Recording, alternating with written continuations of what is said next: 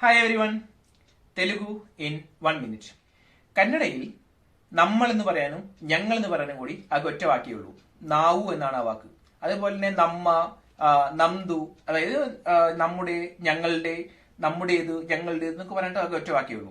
അങ്ങനെ ചെറിയൊരു കൺഫ്യൂഷൻ ഉണ്ടാകാൻ സാധ്യതയുണ്ട്.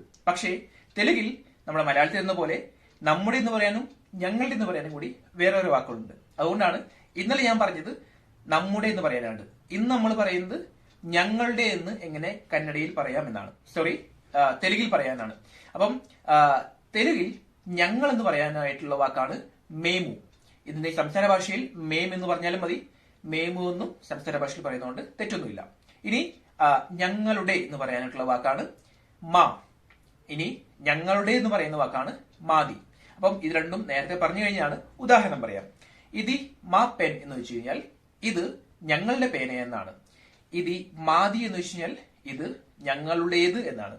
ഇനി ഇന്ന് പഠിക്കാൻ പോകുന്ന 4ാമത്തെ വാക്ക് ഞങ്ങൾക്ക്. ഞങ്ങൾക്ക് എന്ന് പറയുന്ന വാക്കാണ് മാക്കു. അപ്പം മാക്കു ഒക്കെ കാർ കാവാലി എന്ന് വെച്ച് കഴിഞ്ഞാൽ ഞങ്ങൾക്ക് ഒരു കാർ വേണം എന്നാണ് പറയുന്നത്. അപ്പം ഇന്ന് പഠിച്ച വാക്കുകൾ എന്തൊക്കെയാന്ന് വെച്ച് കഴിഞ്ഞാൽ മേമു അല്ലെങ്കിൽ മേം, മാ, മാതി, മാക്കു. ഓക്കെ, അത്രയും പറയുന്നുള്ളൂ. ബൈ.